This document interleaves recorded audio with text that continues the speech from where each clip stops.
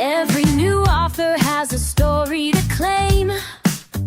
Sit back, listen to conversation between Terry Lynn and new authors on the rise, and let the journey begin. Hello, friends. Welcome to my podcast, Conversations Between Terry Lynn and New Authors. On this episode, I'm talking with Kerisma Vere, who writes novels for adults. Welcome, Kerisma. Thanks, Terry. It's so nice to be here. Please tell us about your writing and your first book. I'd always wanted to be a writer from the time I was very young, and I've always written for myself. But the first book wasn't really a pre-planned, kind of thing. I'm a coach, and after a session where I'd been sharing some of the same metaphors and tools with a client who was struggling to make progress with making positive lifestyle changes, the idea hit me that I could put the teachings, that the similar things that I repeat over and over again to different clients into a book, and could end up sharing the things I have to offer with more people, particularly people who aren't necessarily willing to access coaching or clienting.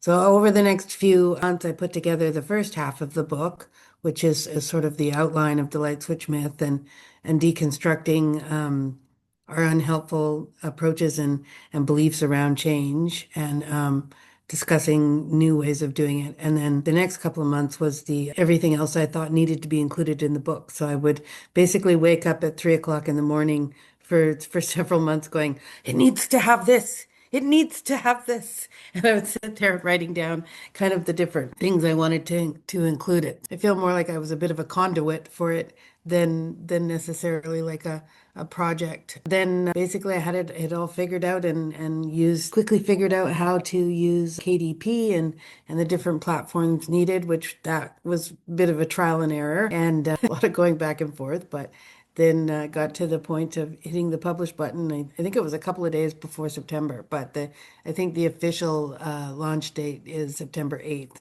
That's amazing. What started as an intuitive spark during a coaching session grew into a powerful lived experience book that you brought to life through passion, late night inspiration, and determination.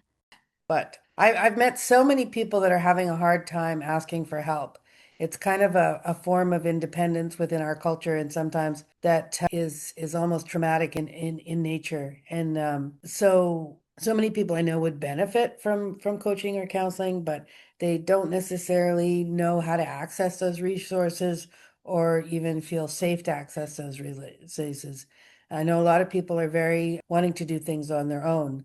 So I know my own insights and experience can help others. So my hope is that by putting what I know about overcoming difficult um, things and developing a kinder, more compassionate, and more attuned relationship to myself, that I can reach more people who might benefit from my particular voice.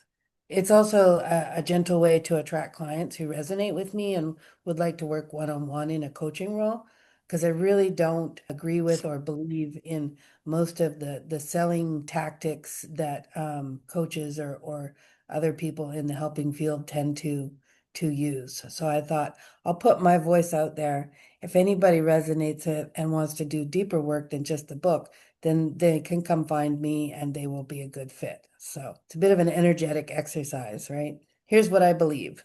That's such a thoughtful approach, using your lived experience to gently reach people who need support, while staying true to yourself and inviting the right clients without feeling sleazy. That's my hope.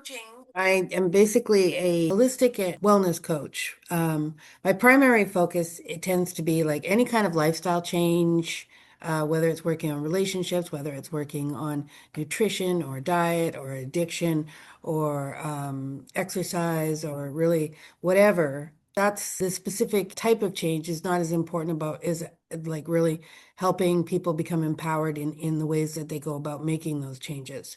So we look at your relationship to setting goals and how you treat yourself when you're making those goals. Like, are you setting the bar way too high? Do you have unrealistic expectations? How do you treat yourself when you don't make those goals? How do you pick yourself back up and keep going when you struggle? So for me, the underlying foundation is the relationship that we have with ourselves and learning to be attuned, learning to know what our values are. So the real reason why we're doing the things that we're doing can be incredibly important part of creating changes. And then yes, like learning to set realistic goals. I am a firm believer in set the goal so small it's almost impossible not to reach it. Because that will you will give you experiences of success, and those success will build momentum.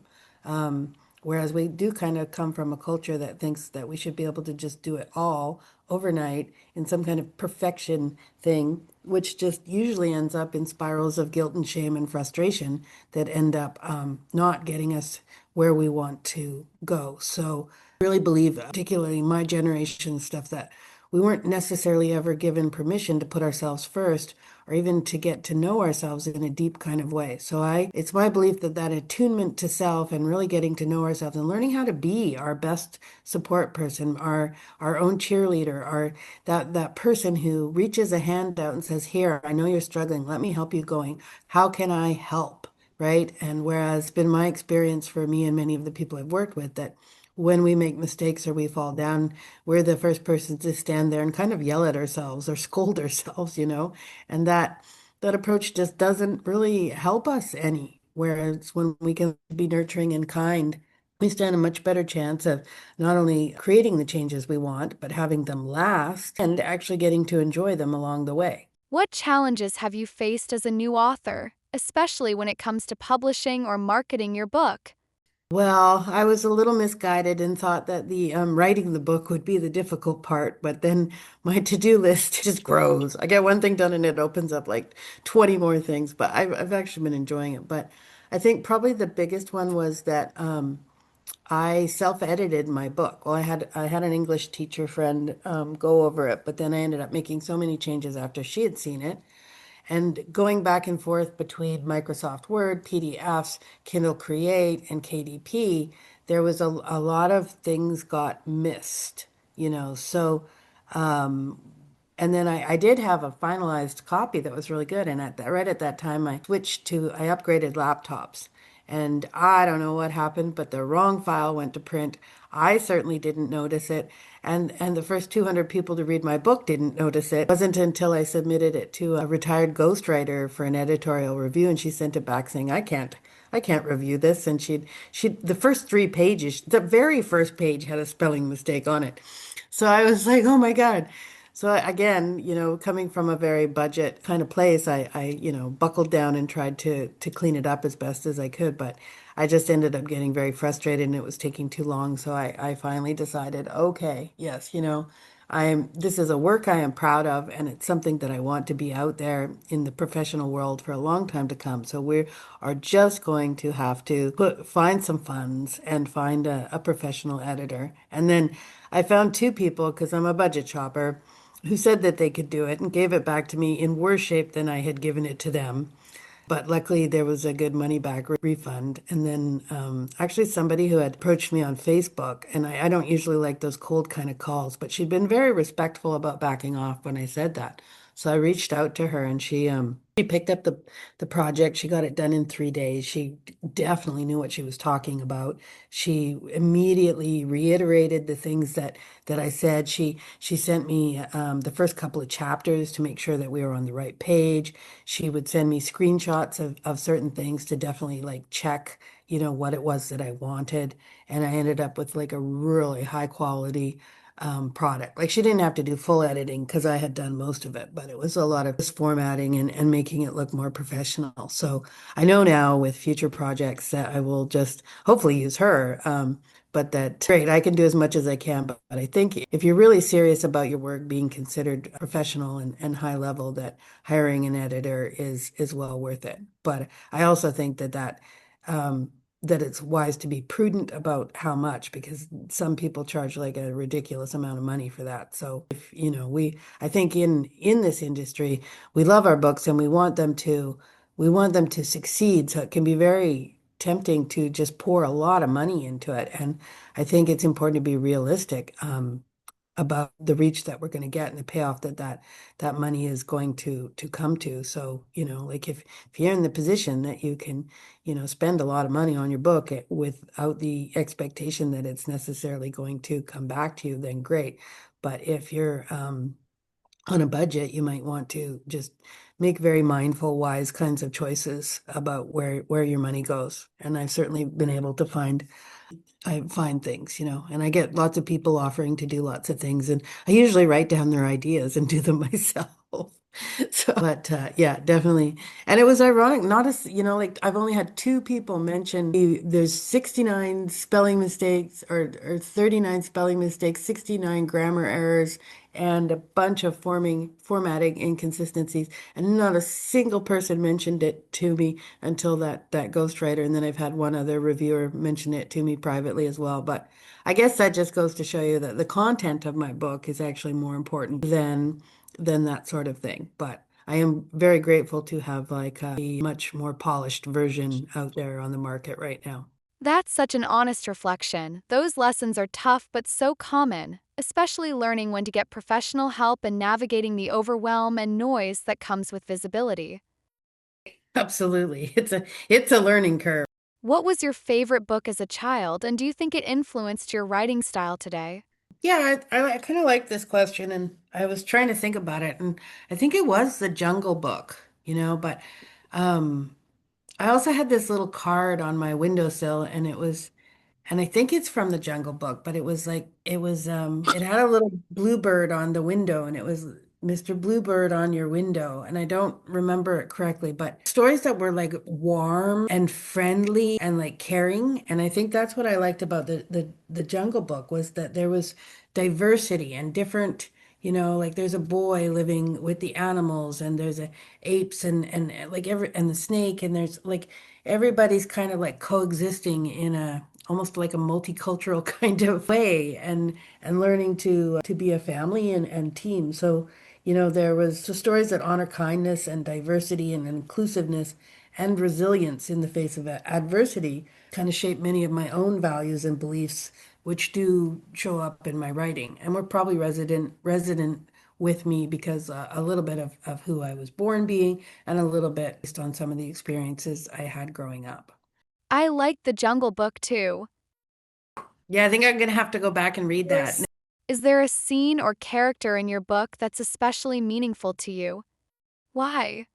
So my second book is quite a different animal than my first. I had created a sapphic holiday romance, and I just made it a project in November to try to launch by December. Anyway, I had written the entire story, and then I was doing some editing, and I got this brilliant idea because the two main characters go to a holiday market. And all of a sudden, I imagined myself putting myself as because I've been going to market, so I wrote myself into the book, having a little table, selling the light switch myth with author signed copies, and so the two main characters of Sarah's book come up, and Sarah ends up buying a copy, and the idea delighted me. I know Stephen King and other people have done these kinds of things. I think it's called the fourth wall. I didn't know that at the time. And it made me giggle for days, and it still makes me giggle.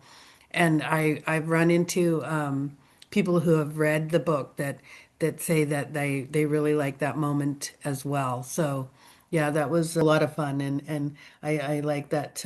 I'm a 55-year-old woman with no children, so I've now immortalized myself. I exist. I am a character in a book. That's absolutely delightful. I love the cameo idea. Being immortalized in your own story and making readers smile when they notice is such a fun and meaningful touch. Yeah, thanks. I didn't intend for it to do it, but it's created crossover between the two books. Quite a few people have actually read that in the second book and gone, "Oh, I'm curious about the first book." So, What age group do you write for, and what draws you to that specific audience? I think my books tend to be for people kind of my generation. They're for adults. They're mostly trauma informed, and they present things in such a way that is also safe for young adults. I actually have two 12-year-olds reading the Light Switch Myth, but one has a really great family life and already knows pretty much everything I teach in the book, which, just made me smile because I thought, if these things are common sense to you, then that's great because that means you're getting what you need growing up, right? Yeah, I think that it's also it's not necessarily an age as much it is pretty much anybody who struggles with change or is hard on themselves or has had a hard time like really getting to know themselves or putting themselves first. And even though the two books are very, very different, have that theme of getting to know yourself and having permission to be your genuine self and making your life fit you instead of you trying to fit what we think we're supposed to be. That's wonderful. It sounds like your books strike a thoughtful balance, offering meaningful, trauma informed insights for adults while still being safe and valuable for young adults, especially when they're already growing up with strong support. Yeah, and the sapphic romance book, I made it very Hallmark style. It's very PG and any kind of like intimate saying, we fade out. We fade out and then we come back and there's just a lot of alluding to something might have happened as opposed to like going into any kind of graphic detail. Are there any books or authors that inspired your writing style or love for storytelling? Yeah, I think I came to The Alchemist by Paulo Coelho a little bit later, but that's probably my all-time favorite story. I think his way of weaving such a valuable lesson about life and spirit and meaning into such a neat story really, really captured me and is something that I would like to be able to do one day. I think maybe I did actually a little bit in my book, but not to the degree that he did it. And I love Douglas Adam for his imagination and his humor growing up. It's sort of a playful way. And then, Kurt Vonnegut was like my all-time favorite as a teenager because he refused to play by the rules. And I loved how he would have his characters come out of the book or he would go into that. And he had such a neat way of looking at life that I devoured all of his books. It's been a long time, so I can't speak verbatim about him, but I know his satirical sense of humor and dry wit and just had me rolling in the aisles. I was also a fan of Shakespeare. I think Shakespeare is quite funny too. What a fantastic mix of influences. What do you think makes a children's book truly memorable? I think books that touch our hearts or our spirit in some way are what make them memorable, or ones that show us that we're not alone. Because I like to call it elevator talk. What most people share with each other on a regular basis is just so surface level, and books go deeper to share like what human experience is much more like kind of similar to songs. But books have been a powerful place that have helped me shift my perspective and grow in like unexpected and non-pressured kind of ways, and they can just open up our world to our worlds can be so limited by our environment and circumstances, and yet books can take us like anywhere in the world and to any kind of thing. Beautifully said. Books stay with us when they touch our hearts, remind us we're not alone, and gently help us grow in ways we didn't expect. Do you have any advice for other aspiring authors who are just starting out? I think people lack the confidence, and it is possible, and your voice is valuable. So I would say just do it rather than be scared of doing it. But for any book or story, I always fall back to the basics that I learned in the early school years, right? First, you really want to create an outline because that's going to give you the framework. If it's a fiction book, you want to know your plot, you want to define your characters, define your environment, and define what message you want your book to convey.